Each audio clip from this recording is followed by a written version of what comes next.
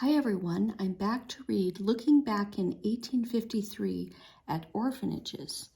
In the back of the book of our book, Marie Grace and the Orphans in 1853, Book 3, Looking Back.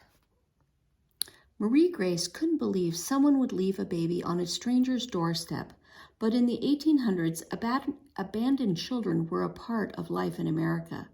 Giving up a child was heartbreaking for many parents, but sometimes they had no choice. Many children became orphans when their fathers were injured or killed in workplace accidents. Mothers could not take care of their children and work at the same time. Without daycare centers, there was little help for working mothers who did not have family or friends nearby. The only thing some mothers could do to keep their children from starving was to take them to an orphanage. As Marie Grace's father explained, these sorts of desperate circumstances force people to make difficult decisions. Many parents chose to give up their children in the hopes that their sons and daughters would have better lives. Poverty was not the only reason orphanages were necessary. Throughout the 1800s, children frequently lost one or both parents to diseases such as cholera, smallpox, and yellow fever. When disease spreads quickly and affects large numbers of people, it's called an epidemic. From the 1830s to the 1860s, more than 100 new orphanages were built across the country to care for children left alone by these devastating events. The need was especially great after the cholera epidemic in 1849 and some epidemics that took the lives of Marie Grace's mother and baby brother. Most children in orphanages were half orphans. One of the parents was still alive. During epidemics, though, children were more likely to be full orphans. That meant that neither parent was alive. Some children lost their entire families in an epidemic. Immigrant children were especially vulnerable to become full orphans. Their parents were more likely to get sick because they usually lived in crowded areas of cities where diseases spread quickly, and they were more likely to die because they had not been exposed to the disease in their native countries. Like Philip, many children were orphaned at such a young age that they didn't even know their own names. They grew up without any information about their parents or their family background. If a child did not have a family or friends that could adopt them, they usually went to orphanages that were operated by religious organizations.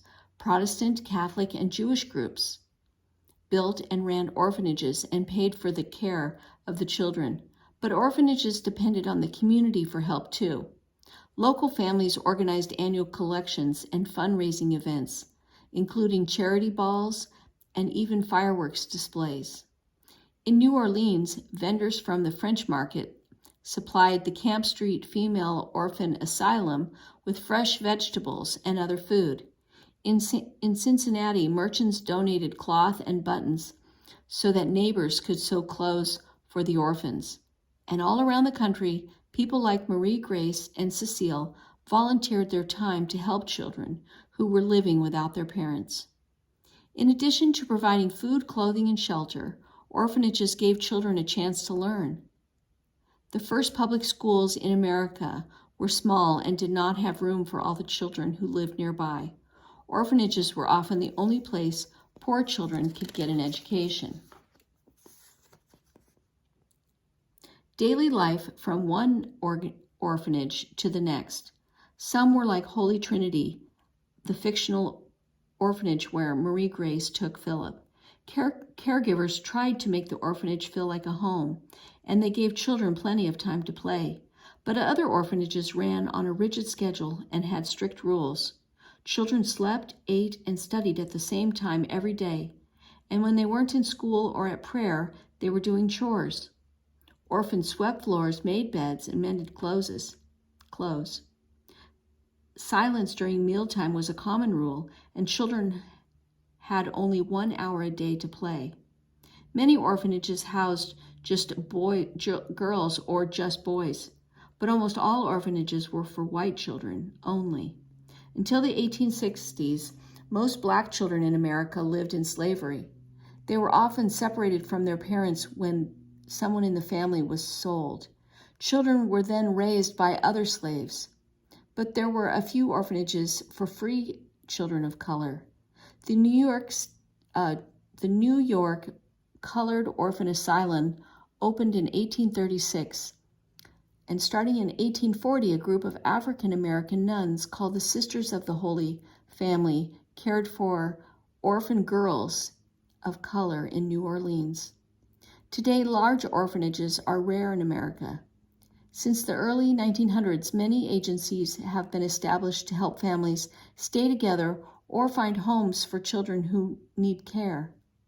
And thanks to better sanitation and health care, epidemics are less likely to leave thousands of children orphaned and alone. Okay, and that is the end of our book, Marie Grace and the Orphans, from 1853, Book 3. Hope you liked it.